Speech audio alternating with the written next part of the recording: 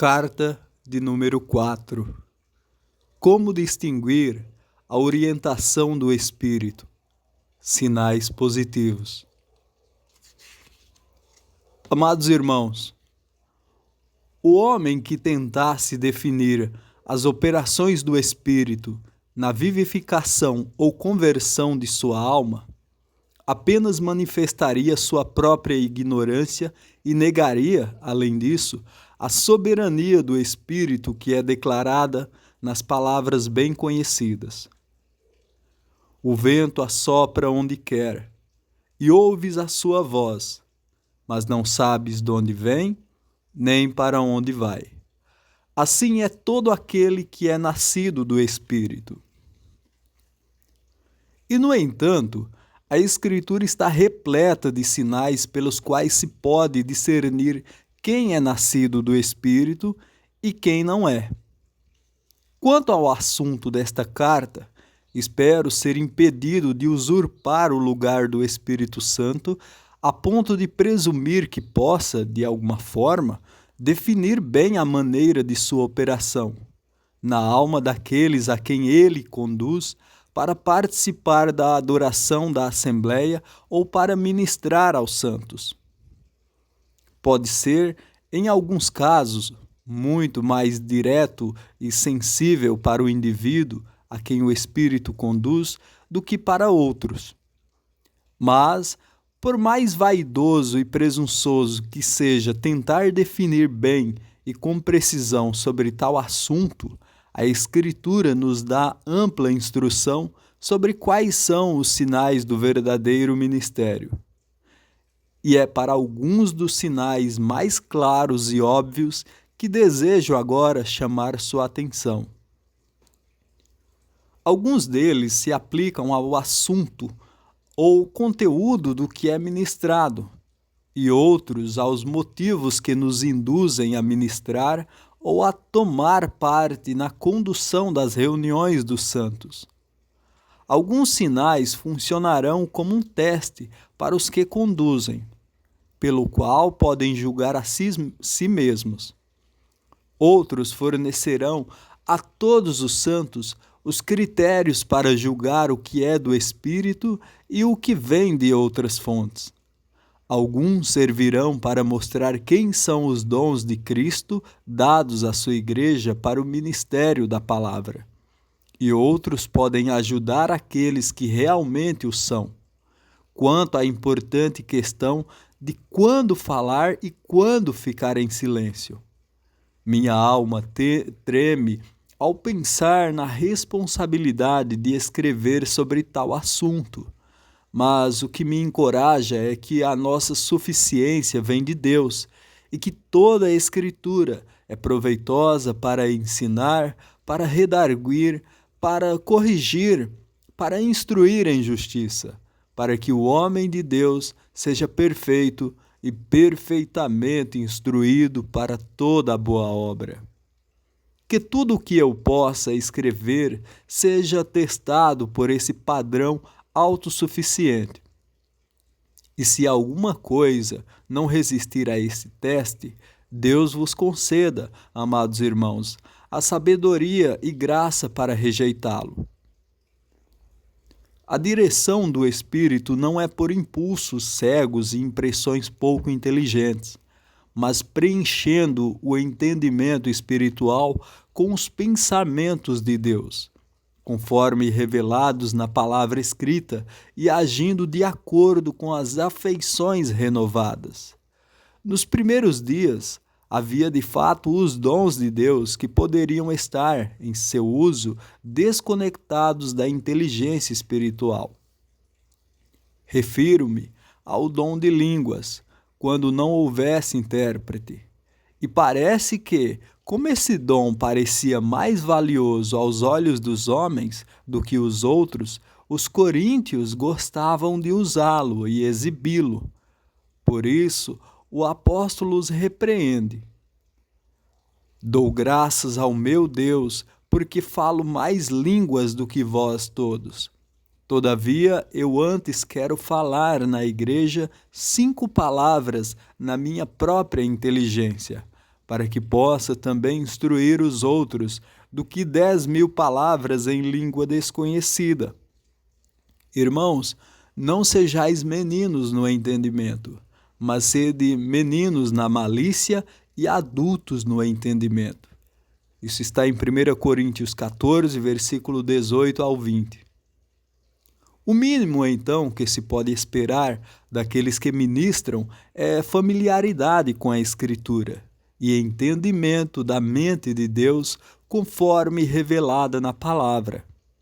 Pode haver isso por parte de um irmão, mas que não tenha qualquer dom para se expressar, nem qualquer capacidade de comunicá-la aos outros. Mas sem tais irmãos, o que teríamos para comunicar? Os santos de Deus certamente não são reunidos de tempos em tempos, em nome de Jesus, para terem pensamentos humanos grosseiros e não digeridos apresentados a eles, ou para que se repita a eles o que os outros falaram ou escreveram. O conhecimento pessoal da palavra de Deus, a familiaridade com a Escritura e o entendimento de seu conteúdo são certamente essenciais para o ministério da palavra. E disse-lhe Jesus: Entendestes todas estas coisas? Disseram-lhe eles: Sim, Senhor. E ele disse-lhes: Por isso, todo escriba instruído acerca do reino dos céus é semelhante a um pai de família que tira do seu tesouro coisas novas e velhas. Isso está em Mateus 13, versículos 51 e 52. Quando nosso Senhor estava prestes a enviar seus discípulos como suas testemunhas, está escrito: Então abriu-lhes o entendimento para compreenderem as Escrituras. Lucas 24, versículo 45. Quantas vezes lemos sobre Paulo ao pregar aos judeus? Disputava com eles a partir da Escritura. Se ele se dirige aos romanos como capazes de admoestar uns aos outros, é porque ele pode dizer deles: Eu próprio, irmãos, certo estou a respeito de vós, que vós mesmos estáis cheios de bondade, cheios de todo conhecimento, podendo admoestar-vos uns aos outros. Romanos 15, versículo 14. Onde a ação do Espírito na Assembleia é tratada de forma mais definitiva, como em 1 Coríntios 12, isso não é com a exclusão da palavra. Porque a um, pelo Espírito, é dada a palavra da sabedoria, e a outro, pelo mesmo Espírito, a palavra da ciência. Isso está em 1 Coríntios 12, versículo 8. Onde o apóstolo enumera os sinais pelos quais ele e outros se demonstram como ministros de Deus, encontramos na maravilhosa lista, na ciência, na palavra da verdade, pelas armas da justiça, à direita e à esquerda. 2 Coríntios 6, versículos 6 e 7. Se você olhar para o que consistia essas armas, encontrará a verdade como um cinto para os lombos e a espada do Espírito, que é a palavra de Deus. Isso está em Efésios 6, versículos 14 e 17. O apóstolo fala do que ele havia escrito anteriormente aos Efésios, pelo que quando ledes, podeis perceber a minha compreensão do mistério de Cristo. Efésios 3, versículo 4. Onde o mesmo apóstolo fala da admoestação mútua, veja o que ele menciona primeiro como um pré-requisito essencial. A palavra de Cristo habita em vós abundantemente, em toda a sabedoria, ensinando-vos e admoestando-vos uns aos outros, com salmos, hinos e cânticos espirituais, cantando ao Senhor com graça em vosso coração. Colossenses 3, versículo 16. A Timóteo, Paulo diz: propondo estas coisas aos irmãos, serás bom ministro de Cristo Jesus, criado ou alimentado com as palavras da fé e da boa doutrina que tem seguido. Ele o exorta. Persiste em ler, exortar e ensinar, até que eu vá. Medita estas coisas, ocupa-te nelas, para que o teu aproveitamento seja manifesto a todos. Tem cuidado de ti mesmo e da doutrina. Persevera nestas coisas, porque fazendo isto, te salvarás tanto a ti mesmo como aos que te ouvem. Isso está em 1 Timóteo 4, versículos 6, 13, 15 e 16. Na segunda epístola, Timóteo é exortado assim: E o que de mim, entre muitas testemunhas, ouviste, confia-o a homens fiéis, que sejam idôneos para também ensinarem os outros. 2 Timóteo 2, versículo 2.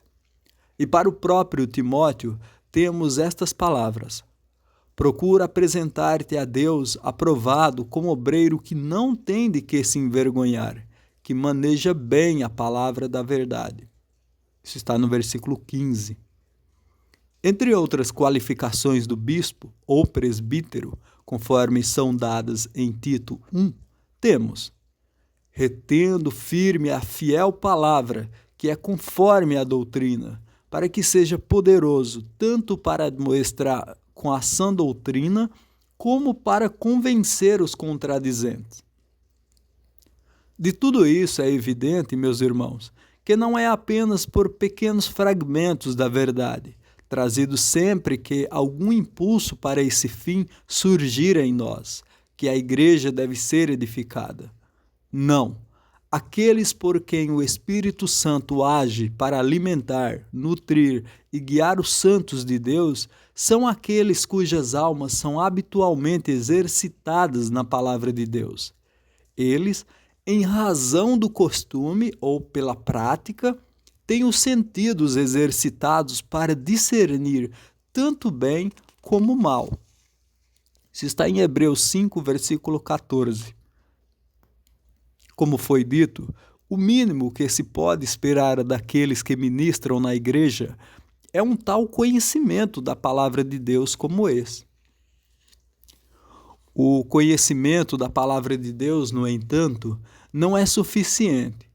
Deve haver sua aplicação presente às consciências dos santos, de modo a atender às suas necessidades atuais. Para isso, como alguém observou em detalhes, deve haver conhecimento baseado no relacionamento com eles, no estado que se encontram. E isso nunca poderia ser muito perfeito ou preciso, ou então na direção direta de Deus. Isso é verdade para aqueles que são, no sentido mais amplo e mais manifestamente, os dons de Cristo à sua igreja, como evangelistas, pastores ou mestres. Somente Deus pode guiá-los às porções da verdade que alcançaram a consciência e atenderão às necessidades das almas. É somente Ele quem pode capacitá-los a apresentar a verdade de tal maneira a garantir esses fins. Deus, o Espírito Santo, conhece a necessidade de cada um e de todos na Assembleia.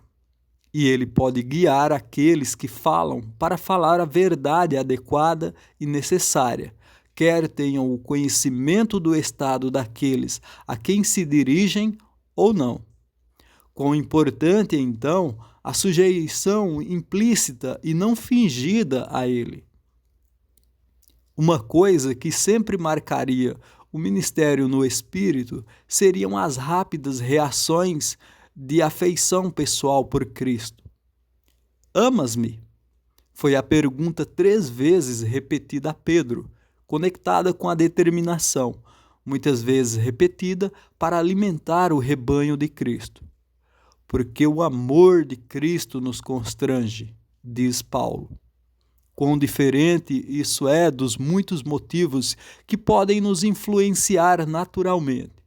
Quão importante é que sejamos capazes, cada vez que ministramos, de dizer com uma boa consciência: meu motivo para falar não foi o amor à proeminência, ou a força do hábito, ou a inquietação que não poderia se contentar a menos que algo fosse feito, mas o amor a Cristo e ao seu rebanho, por causa dele que o comprou com seu próprio sangue. Certamente era esse motivo que faltava no servo perverso, que escondeu o talento de seu senhor na terra. Então, além disso, o ministério no Espírito, ou mesmo qualquer ação na Assembleia a qual ele conduz, seria sempre marcado por um profundo senso de responsabilidade para com Cristo.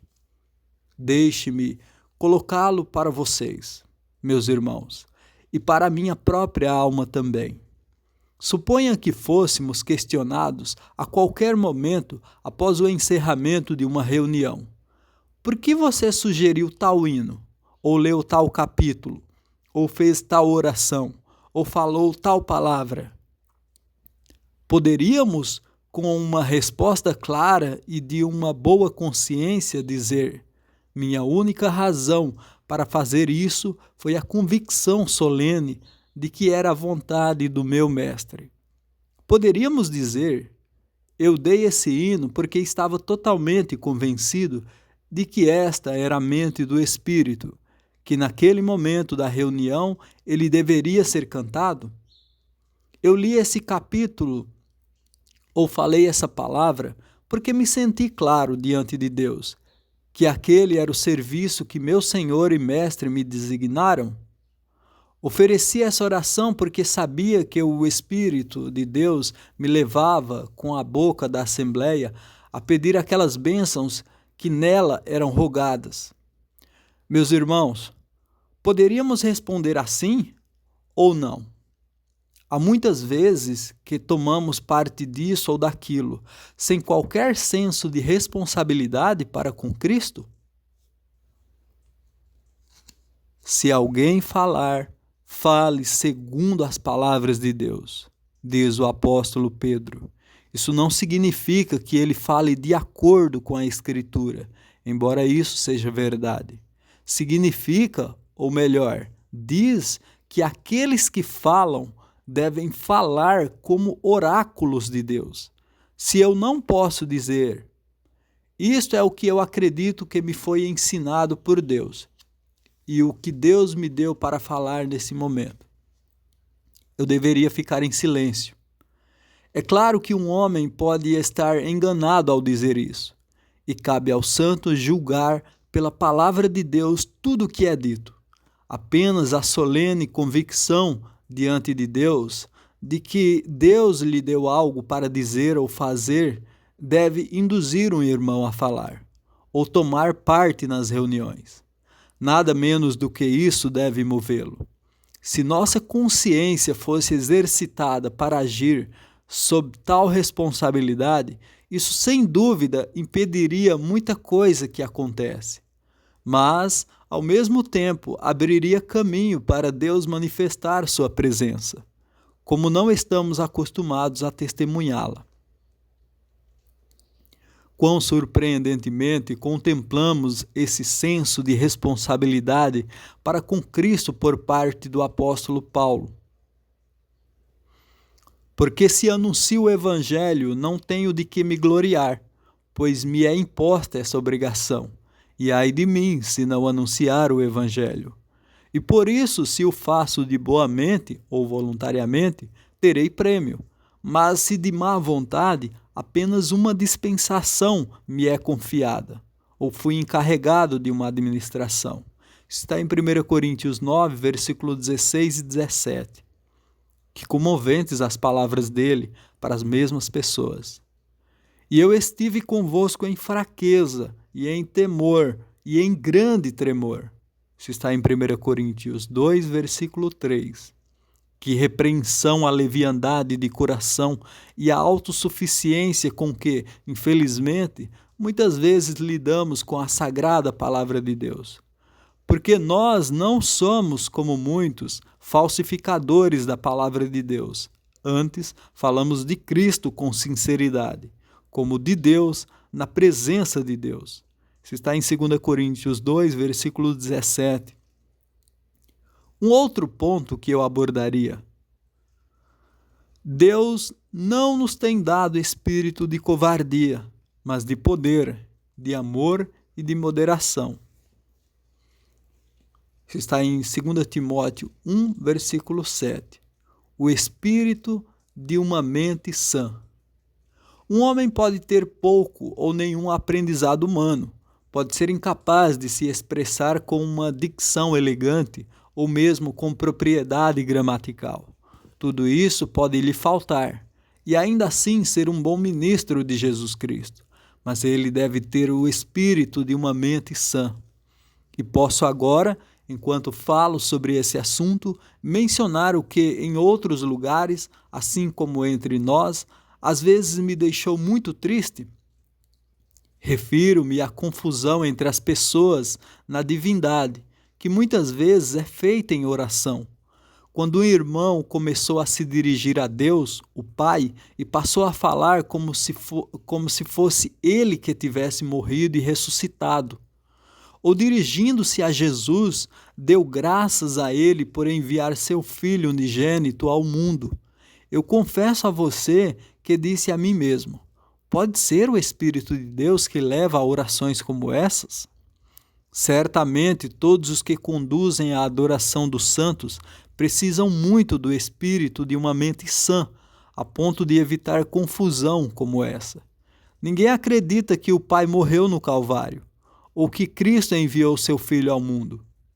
Onde então está a concentração do espírito, a mente sã, que deveria caracterizar aqueles que tomam o lugar de serem os canais da adoração dos santos, quando usam uma linguagem que realmente expressa o que eles mesmos não acreditam? E o que seria chocante para qualquer um acreditar. Ainda reservando alguns outros pontos para outra carta. Carinhosamente em Cristo Jesus, William Trotter.